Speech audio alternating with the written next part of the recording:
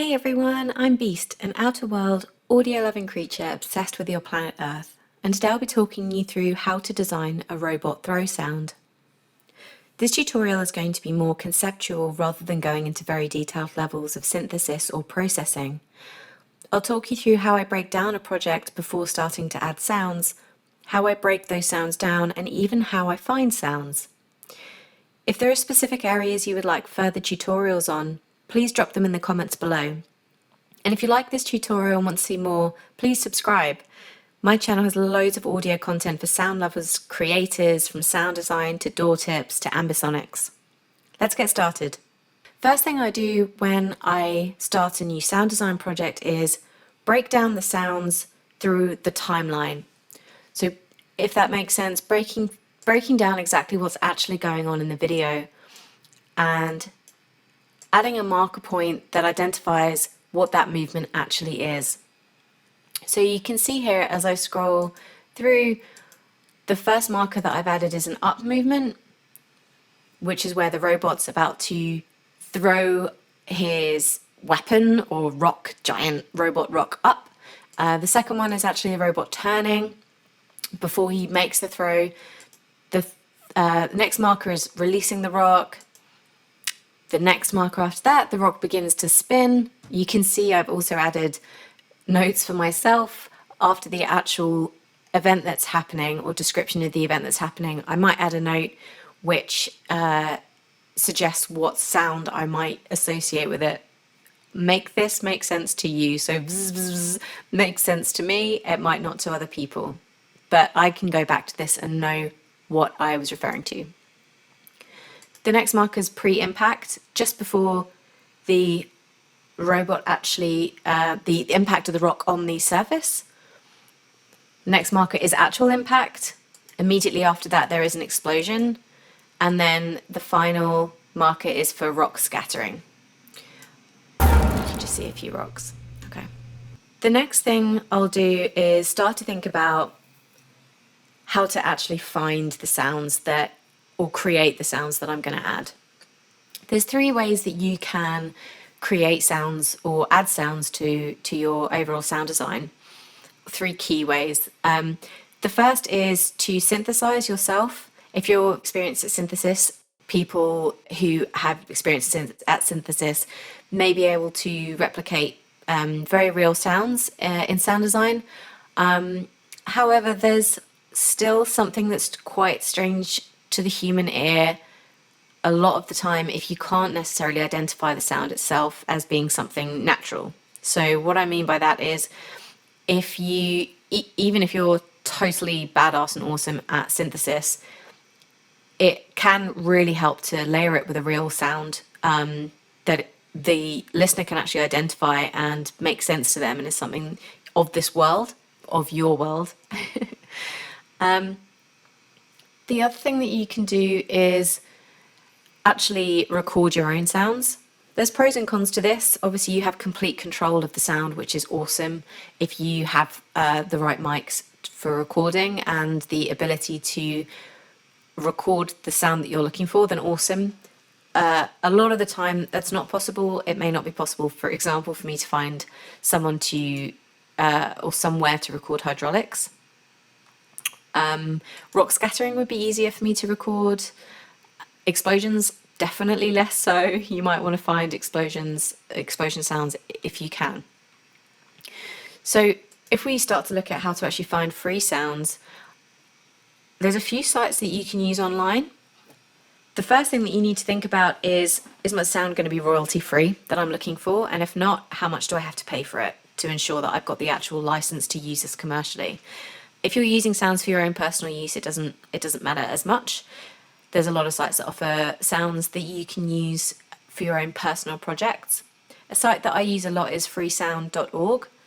You can see in the project where you can see waveforms.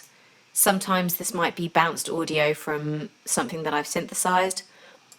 But a metallic whoosh, for example, I know that this is a sound that I actually found on freesound.org and added to the project. Freesound.org is awesome. To keep it running, you do have to donate. It's completely voluntary. so you don't have to donate. But if you love it and you're finding that you're using a lot of sounds, I'm sure they would be very grateful, and I think it would help to keep them running. Another site that I use is BBC Sounds. Sometimes I actually find it's quite difficult to find the exact sound that I'm looking for. They don't have as much of a breadth of sound or choice. If they do have the sound that you're looking for and you're lucky enough, then you can imagine how high a quality the sounds are. They're really phenomenal. I think you are able to actually purchase individual sounds for £5 to buy the license to use them commercially. But do have a look into it. I will drop links to freesound.org and the BBC Sound Library below.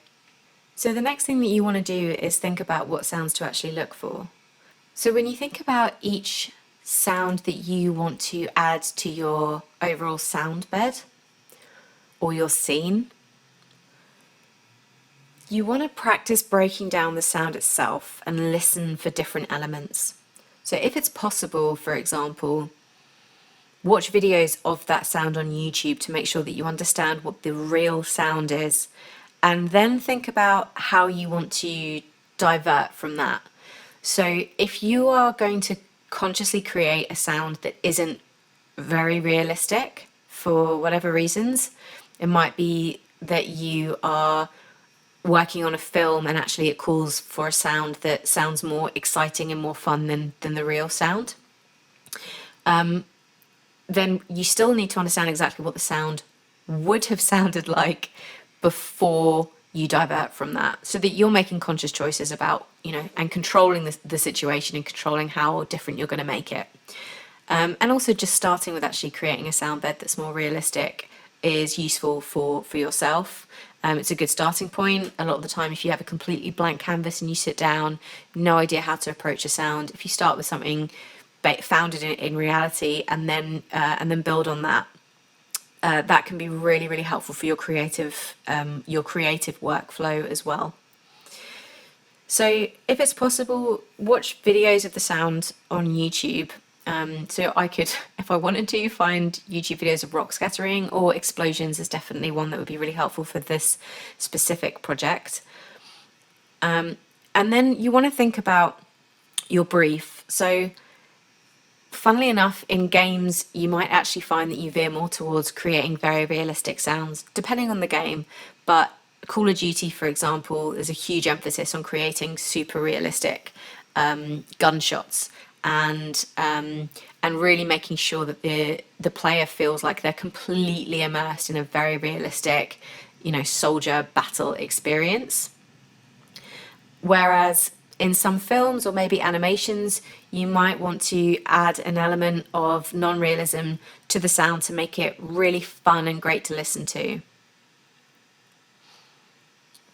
So the next thing that I want to talk you guys through is how I actually approach the sound bed itself in terms of layering.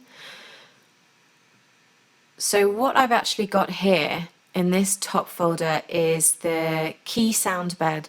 So I've kind of broken down two sounds that are going to run throughout all of the other elements of sound that I'm going to add. So I've got the main throw body and then I've got a build sound. So this is the main throw body. Okay. This is the build sound that I have. So it's the build to the actual impact. And they'll carry through a lot of the weight, and then I'll layer other sounds on top of that. So you can see that I've got a sound for the impact hit, and I've broken it down by low, mid, high. So I have the sort of main sound, and then I've got other elements which are sitting roughly in different frequency ranges from the lows to the high frequency ranges. A background in music productions meant that I always approach a sound by kind of making sure that it's as full as possible. It's years of mixing. But I think when it comes to sound design, actually, it's a solid approach. If you've created a sound that largely sits across all the frequencies, with exceptions, of course, but a sound like a robot throw, you want it to be really full and really impactful. And if you've got all of the high end and you've actually not got any sort of sub weight, you're really going to be missing a lot of that impact. So I've actually found a sound on freesound.org here. I've layered it with another sound, and then I've created 2 layers of synthesis.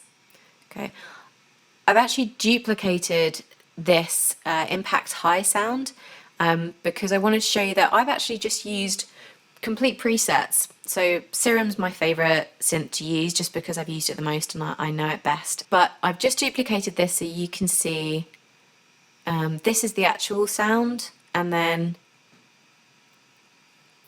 this is the copy. So I just wanted to go off the preset and back onto the preset and reload it. So you can see that I've not really made that much change. I've just made a few different tweaks. So I've upped the unison on my sound to make it less focused and spread it out. I've removed this spike, which you can see in the original preset here. I've actually added a bit of a funky filter, which is going on here. And I think I haven't added anything else. Oh, I've taken off the reverb. So a lot of the presets will have reverb. It adds a really awesome element to the sound, but I wanted to completely control the reverb in this particular scene because, as you can see, the robot is in this really amazing environment which would have loads of reflections. I wanted to use the reverb that I felt best suited the situation and send all of my sounds through to that. So I did very little actual reverb processing on the individual sounds themselves. That's definitely down to personal preference though. A lot of sound designers, producers will really craft individual reverbs on very different elements of sound and then also send their overall sounds to one global reverb as well.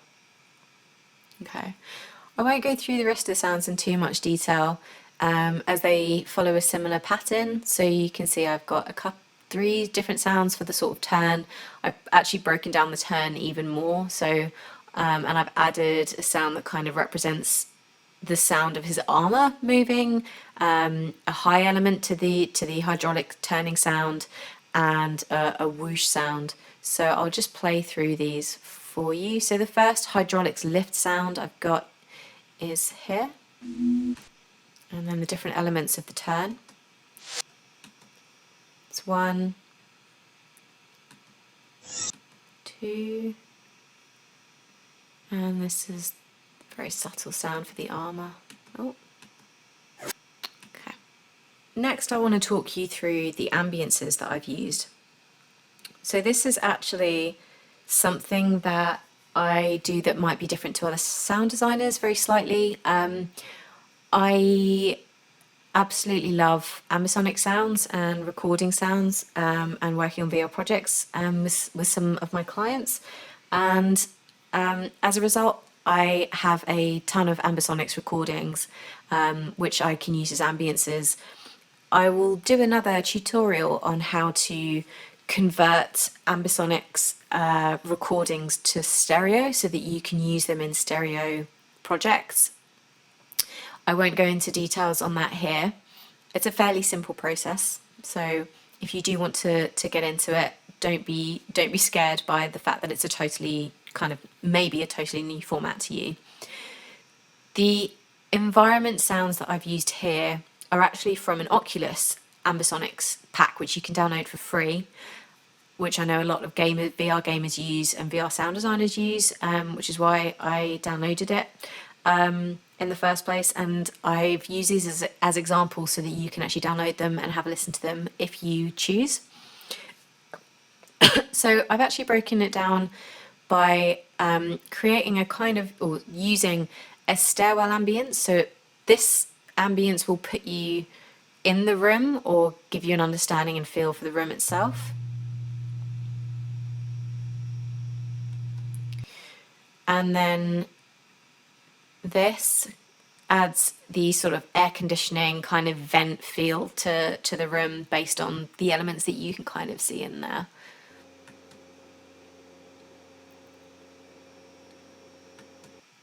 Okay, I think you can see a vent here going on.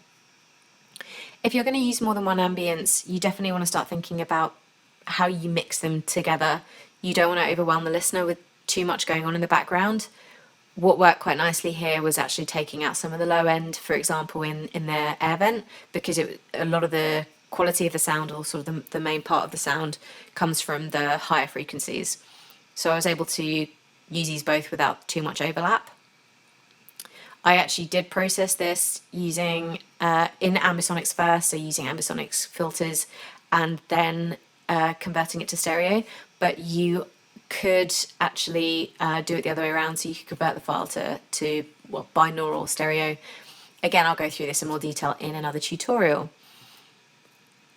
So the final thing that I will talk you through is my sends. So as I mentioned, I wanted total control over the environment, so I send all of my sounds to stereo reverb, and I've used a plugin called Lustrous Plates, which is so awesome. It is the most epic reverb. I mean, I've tried so hard to use this on projects where I need a much smaller reverb, but I just love the quality of the reverb. And it's practically impossible. I have made it work before, but it is practically impossible because it's just such a huge sound. It's such a big area that it feels like you're sitting in, and it's perfect for this kind of sound design. And then I've also sent a lot of my synthesis to distortion. Again, probably from the electronic background, I just love getting as much grit as I possibly can out of super sort of techie sounds. Okay, cool. Thank you so much for listening. If you have any comments or any questions about anything that I've taught you through, and again, if there's anything very specific that you'd actually like another tutorial on, I'm very, very open to suggestions. So please drop them in the comments. Please subscribe if you liked this video and you'd like to hear more content, and hopefully see you back here soon.